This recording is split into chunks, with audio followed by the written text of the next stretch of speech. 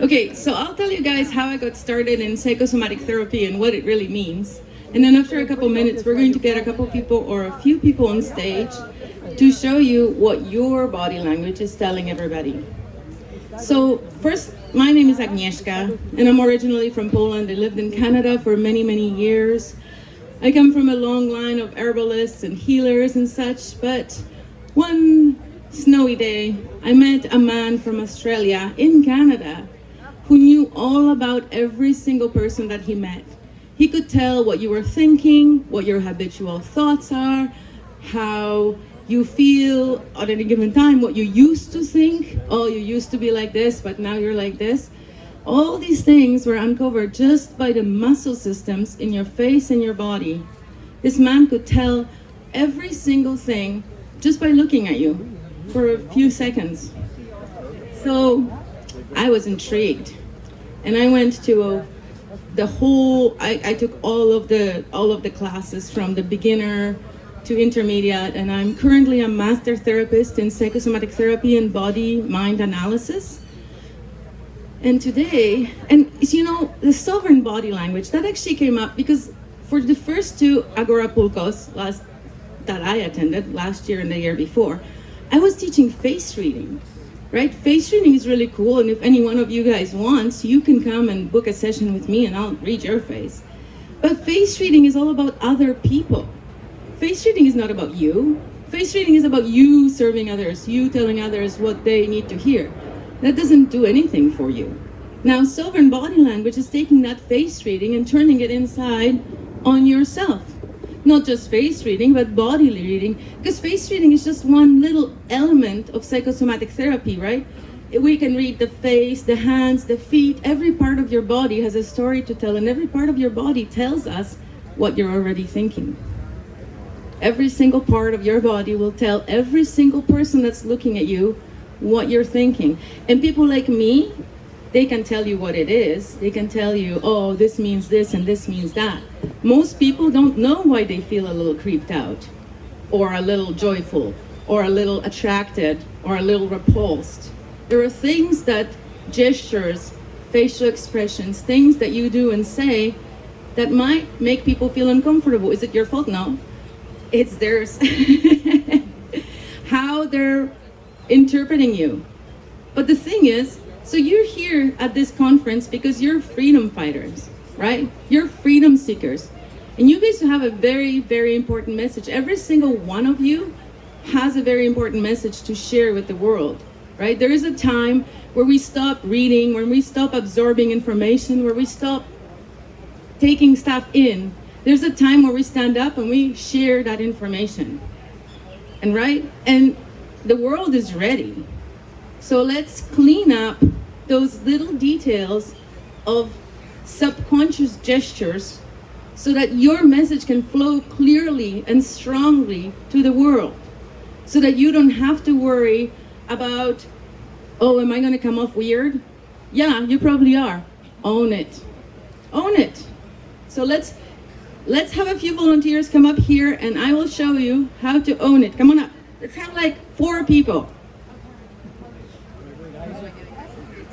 Yes, you can bring Isaac, but don't get him too close to Luna because Luna's not a friendly dog with other dogs. She loves humans, but I think the lady's controlling her quite nicely. Luna is over there. You can come up if somebody needs to come up. One more person. I heard the call of get up here. All right, fine. Okay. After the lady in my favorite color, no more. All right, you're both wearing my favorite color, so you're good. The light blue, I love it. All right. So we're gonna go. You know what? I see a pattern here. Let's stand all in a circle so I can see you guys all very clearly. Like in one line, so I can sort of glance over. Yeah, there we go. Now you can see, and can you guys see their feet? Can everybody see their feet? Okay, so this is perfectly typical of freedom fighters who want to do something really, really powerful for the world, right? except for the gentleman in orange, all your feet tell me that you give away more than you keep. You give away more energy, you give away more love, you give away more attention than you do to yourself. So to correct that, yes, line up your feet under your hips. There you go. There you go. A little bit closer together. You want about 1 foot in between, like the width of one of your feet. So as if there's, the width, this way. Yeah, about that. See, okay. So now let me tell you something about fix your feet, sir. More closer and straight. Because you're giving away all your energy. So now I'll tell you what, and I can see this in your knee right there. This is you're giving out a lot of energy to other people, but you're not keeping much. But see, look, this knee right here. So you're so habituated. Can I touch you? Can I touch your knee? Okay. So you're so habituated to put your foot back the way it was before, like all splayed out. No, bring it back to the bad way. Show me the bad way. Oh, it was like this. Okay. So see his knee. This tendon is starting to get longer because he's pulling it that way every single day. This tendon is shortened, and when he puts his legs back together, I can already see the changes in his knee that this posture is having.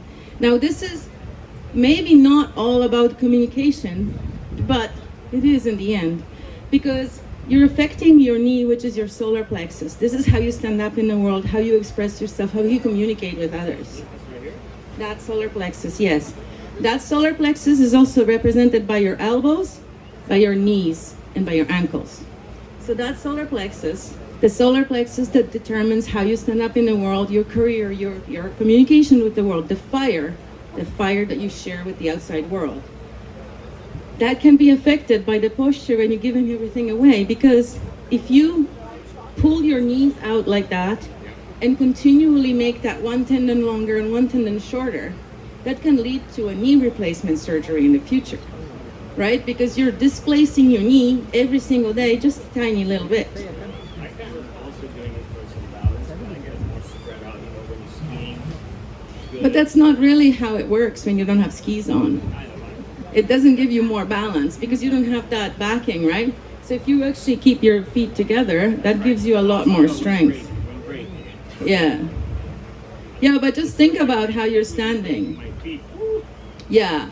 But splaying it out, yes, exactly. No matter which direction you splay your feet, whether you do it this way, and this way would mean that you're keeping all your energy for yourself and you're not sharing any of it with the outside world. But that wouldn't happen at this conference. That would be a different conference because we don't have those kind of people here. But if you're continually pulling any part of your body out of alignment, that joint will have some lasting damage. So just keep an eye on your body. Now, the one thing that you guys can do to train your body in keeping the feet together the way they're supposed to be, I mean, other than giving more attention to yourself, giving more love to yourself, making sure you give back to yourself as much as you give to the society at large, you can do something like this, where you're just training your body to be in alignment, making sure your knees are not splaying, you're doing everything in line. So your knees over there are a little bit loose, they're kind of pointing in different directions. So just make sure that every time you lift a heel, the knee's pointing directly in front underneath your boob. Not this way, but where your nipple is pointing. Right? So that's one thing, one way. And so think about how that would affect others. If somebody else can subconsciously see that you give all your energy away, can they take advantage of you? Can they give you a sub story that's going to make you feel like you have to help them, right? But if you're keeping your feet straight and keeping yourself on a good foundation, that sub story, you may help them, but you may help them within limits, right? So there is a different thing that you can do with your body to realign your energy to make sure that you're not giving too much away, right? Right, so there's different things when you're sitting down, right? The fourth thing, that's a position of power, right? That's when you want to show the other person that you're in charge. Yeah, when you're sitting and you make a number 4 with your legs, right? That's a position of power, just like putting your hands behind your head, right? That's like So this is something that I wanted to talk to you about today too, taking up your own space. Because taking up your own space is very important when you're trying to make sure that you're listened to, that people are listening to you, that they can hear you, right? So your aura is about this much. Oh, my microphone.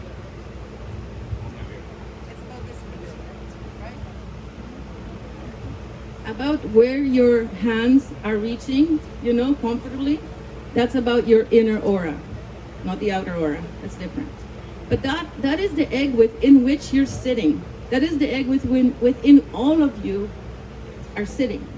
And now, are you sitting like you're perching on a little stool and you're not comfortable? You're maybe fall off any minute? Are you sitting comfortably in an armchair?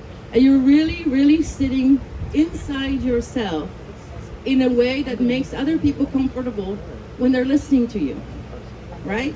Because it's not about you. You may be comfortable, but are the other people?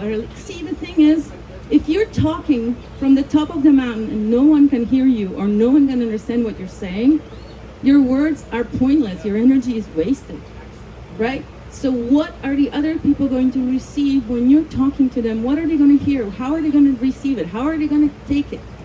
Taking all that into consideration. Now, so you guys, okay, how can we take our space, right? So you're sitting there, you're presenting, and you, for example, you have this posture where you're holding your hands up over here. So that makes me think that you're a little bit uncomfortable being on stage, and you're wanting to protect your family jewels, even though you're a girl. If you were a guy, it would be funnier, but it's still the same gesture, protecting yourself. You're protecting your sacral, where your creativity comes from, right? This is the source, the birthplace of your power. Well, it's in the heart, really, but this is where it all has to cook in the waters of creation before it goes through the fire of solar plexus and then gets gets filtered through the heart and expressed through your throat chakra, through your arms. Well, not necessarily, because that doesn't show me that you own your container. What would show me, like, if you were 600 years old and you had 17 husbands or 30 husbands or whatever, and you've already accomplished everything, you've had all your careers, how would you be standing there? How would you stand if you were completely self-assured, 100%, if you were a princess within your own kingdom? Right. You would not need any protection because you own everything, right? So creating that environment in which you can stand and own everything. And then from that seat, and that's all right. It's okay to be scared. And you know why you're scared? Okay, I wasn't going to talk about this today, but they gave me an extra 5 minutes, so maybe I can squeeze it in. It's effective self-parenting. If your inner voices, your inner parents tell you that it's dangerous to stand on stage, you're going to be scared because the voices in your head are telling you a bunch of bullshit, right? But if you're standing there and your inner mom, which is your left-hand side, and your inner dad, which is your right-hand side, are telling you, you're good, you're awesome, look at you, how beautiful you are, stand there and show them how beautiful you are. You can share your important message. This is the time and this is the place, do it, right? And then your posture completely changes, right? So all that inner talk is the reason your posture is messed up, right? And where does that inner talk come from? It comes from childhood, from the people that didn't understand you, didn't have your morals, your judgments, your abilities, your opinions, your talents. They didn't have anything that you have, but they were trying to tell you how to live. And they messed up because they were talking about themselves. Oh, you can't do this. Oh, this is not good for you. They were talking about themselves. But we didn't know, and we thought they were talking about us. And then we carry all this stuff because when we're 20 or 21 years old, we don't go through a ceremony where we take over the guidance from the parents within us and let our inner parents guide us from that moment on. Those ceremonies have been removed from our society, and therefore we don't know when to take the gavel away from our parents, our external biological parents, when the time comes when we're strong enough to stand on our own two feet and be able to take that over and take the governance of this body, the sovereignty of this body back to yourself, and then govern it justly, how you've always wanted to be parented, how you've always wanted to be governed, self-governed in a way that you always wanted to be. And then you're going to become stronger and faster and better at everything you do, because with strong inner parenting, you can do everything you want. There is no limit, right? Okay, let me talk about something here. I don't know how many minutes I have left, but I'll say something. Okay, so here I see her elbows are pointing to the front, right? You can see the inside of the elbow. And what that means, because it's also solar plexus, is another solar plexus issue, is when she was a child, they put a bar really, really high, really, really high. And what she was basically had to do is, what more can I do for you? Please, please tell me more, right? Tell me what I can do so I can be acceptable, so I can be okay, right? So now, if they told you that, and those voices are still in your head because you still have the elbows pointing forward, right? So take that power back and say, I've done enough. Right? I've done enough. I've already done it. I'm good. Right? And so then to straighten it out on a physical level, because that's on the emotional level, right? On the physical level, you take 2 rotations of your shoulder, and then your hand will fall exactly, right? Right. And then you have to adjust your elbow. It's a habit. It's not going to go away right away. But the 2 rotations were sort of, mine is a little pointing outwards. My parents had high expectations too. Yeah, you can. And then they're supposed to fall along, like with the spiritual finger along your seam. The spiritual finger, the number 1 finger, this one, the spiritual finger. It's supposed to be along your seam, right? So once you realign your shoulder, this finger will line up with the side of your leg along your seam. Sorry, my bad microphone technique. So that's something you can do. Okay, with you, my dear, what you're doing is you're rolling your shoulders forward, right? And so that tells me that's a heart chakra issue, right? I know the shoulders are throat chakra because it's your expression, but her expression is rolling forward, protecting her heart. So that means that somebody said stuff to her that was really nasty, and she did not take it very well, and she got really, really hurt. And ever since then, she's been holding back her expression. And look at her lips. Did you know that everybody's lips are the same size? Literally, they're the same muscle, they look the same. The tension in your lips determines how much of them are showing. So I can be like this, or I can be like this. Right? The tension in your lips. But the tension doesn't have to be from anger, it could be from fear. It could be from like in your case, right? I see that heart chakra thing where you're protecting your heart, and you're holding your back, your expression, because you don't want people to hurt you again. So you're not going to speak up again because you spoke out or spoke up at some point, and somebody lashed back at you in a way that you couldn't handle, and you were really scared and hurt. And now you're protecting your heart chakra every day by rolling your shoulders forward, right? The same rolling movement will undo that, but just remembering that the reason you're still rolling your shoulders is because that person's voice is still somewhere in your head rattling those nasty thoughts. Oh, a good girl, if you were a good girl, you would do this, and you know what? And that's not right, and you didn't live up to my expectations, all these things, right? You don't need that stuff, right? So whereas on your side, I'm going to pick one thing about each one of these people, what I see with you is I see a chip on your shoulder. Hey, ladies on the left who've already been done, find the chip on this guy's shoulder. Tell me where the chip on his shoulder is. Can you find it? It's a physical chip. You can see it. There it is. Yeah, so that would be, so it's on his right side, and it's a significant chip. I would say it's been there for a long time. I would say it's probably there since childhood. And he's had some conflict with a male figure in his childhood where he wanted to punch that person out, but he couldn't because they were too strong. And so he held this anger back in his shoulder for like 50 years or something. And now he's got this chip on his shoulder because he really wants to punch somebody out.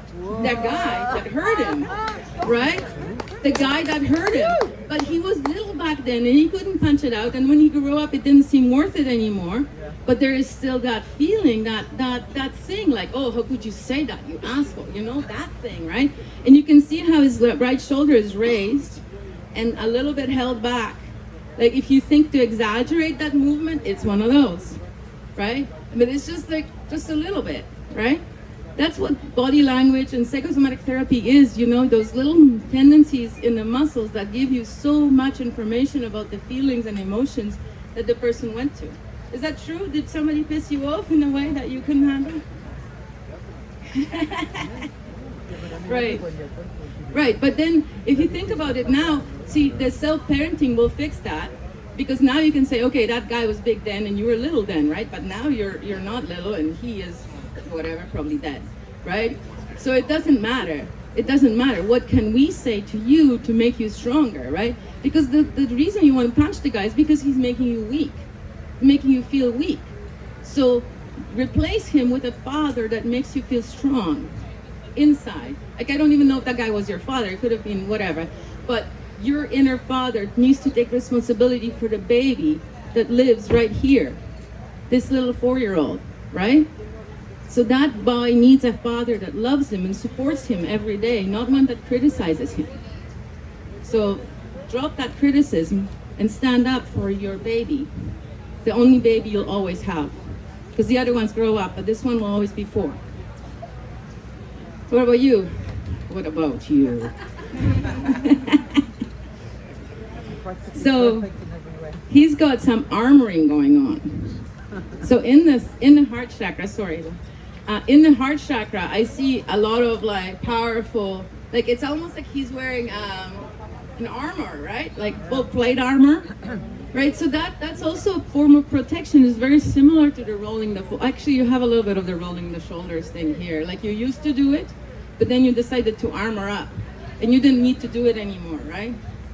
So yeah, that's a heart chakra protection, right? So you, watch out because she might bite him. She's not a friendly dog. She's only friendly with humans. Sorry. Okay, yeah. So it's the same thing. It's armoring, right? You're standing like this. You're standing like a bodyguard, right? So you're really trying to show people that you're very powerful and your heart chakra is very protected and there's nothing that can hurt you. But you know, there's not wrong. It's not wrong, but it's just like if you were a little accepting of the inner boy, you would need that armoring, right? Like if there was a good, solid inner parenting, like the parenting that you do for him, if you did that for yourself, your feet would straighten out and your heart chakra would be more comfortable within its own seat. Like the seat would become more comfortable inside you. Yes, sir, you have a question.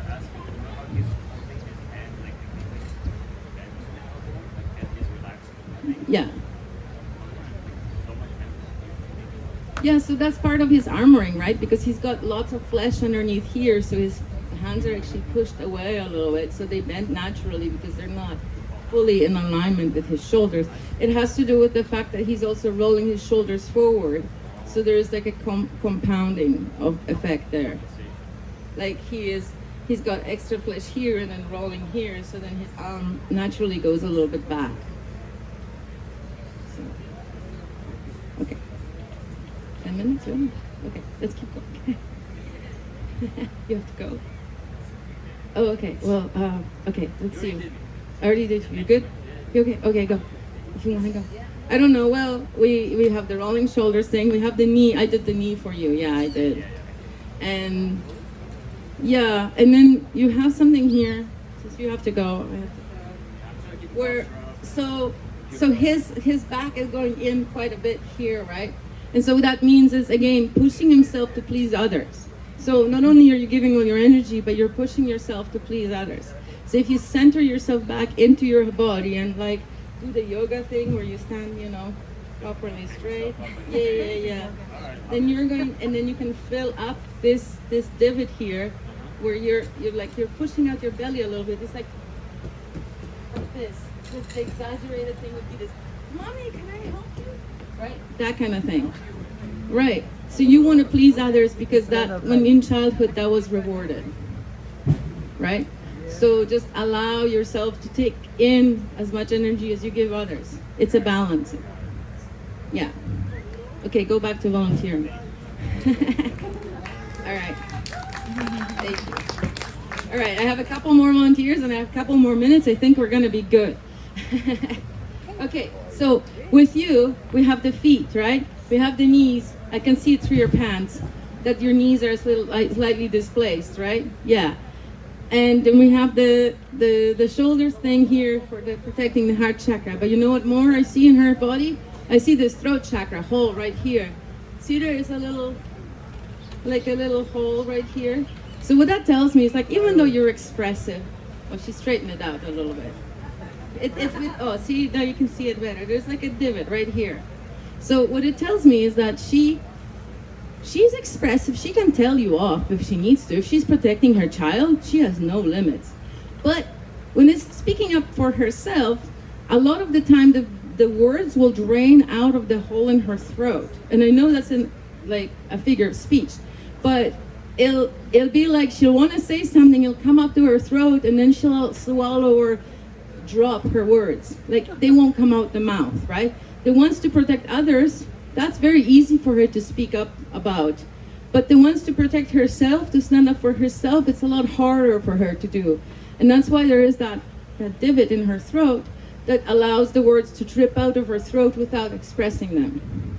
But you know, you have to remember that protecting your heart chakra like that is actually stifling expression, because between the shoulders rolling forward and the throat, you're not allowing yourself to like do your very important message, whatever it is, you know? Or whatever you have to teach the world. I sometimes cannot say what that is. Yeah. So I know. Right. You should come for a face reading later. I have like more stuff to say about your face, but in no time. Perfect. All right, and you, well, see, you're straight, but it's almost like you have this thing here too, right, where you're protecting your heart. So people have been mean to you, and sometimes you remember these things, and like that the people have been mean to you, right? Like you almost like you wallow in the past, like the nasty things, or maybe the nasty things that happen in the world, right? You have a little bit of a sadness here. You have this thing. You have a lump in your throat that stops you from speaking up about the very important things that you have to share with the world, right? But I think the only thing, like, you're already aligned, right? It's just you're scared to step up because somebody told you we're like weird or whatever. But we're all weird here. I mean, who isn't weird here? We're all weird here. And what you need is that self-parenting that gives you the strength to be the boy that you wanted to grow up to be, right? Because that little boy, the 4-year-old inside you, he's still there. And he's still wanting to grow up just as much as he ever did. So allowing him to step into, like, the world is like your inner child's kindergarten, right? And every day your inner parents need to give him like food, exercise, everything that the child needs in order to grow up and be better. And that never ends till you die. That never ends. You're always wanting your child to grow up and be better, right? So now your child is 4 and he wants to maybe do something for the world. And it's time. You can own that space and you can step into that power and share that thing with the world, as long as your thoughts support your actions. As long as your thoughts are like, yes, we can do it. You're a good boy. Look how good you did last week. You stood on that stage and you didn't even cry at all. That's awesome. Right? Thank you very much. Thank you very much, volunteers. I appreciate you. And the canine volunteer was very, very good. Very handsome too. All right, do you guys have any questions before I go? How many minutes do I have? I have 4 minutes. I have 4 minutes for questions. No questions? If no questions, I'm gonna go sit down. Oh, there's a question.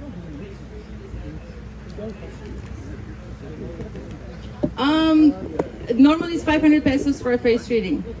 Yeah, when I do it at the festivals or whatever. Unless you have something good to trade. Yes, sir.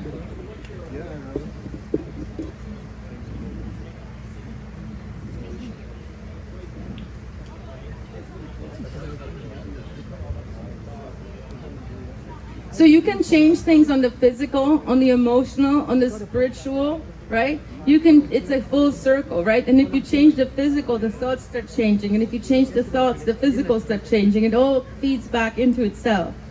So just creating a situation where your inner child has a really comfortable childhood right now, and can express himself and express his genius the way he deserves to. Any more questions? How do you unblock your heart? My workshop is on Thursday. I believe it's at 9 a.m. But you might want to check the schedule because it might change. Yes, Andre. Hello. How do you unblock your heart chakra? You unblock your heart chakra by having super effective inner parenting. If you're the best dad that you have ever had, if you're the father that supports you in a way that's completely unequivocal in every way, your heart chakra will not be blocked. And the inner mother too, of course, but I was just talking to a guy. I mean, both of us, everybody has both inner mother and inner father, and you're your own mother and you're your own father, no matter what gender you are right now. Even if there's more of them than two. So everybody needs to take, every single one of us needs to take responsibility away from our parents and take it upon ourselves to be the best parent that we can possibly be to the little child that lives within us. Because that's the only way we're going to save the world. That's the only way we're going to create a positive change. I was monologuing. Okay, what's your question?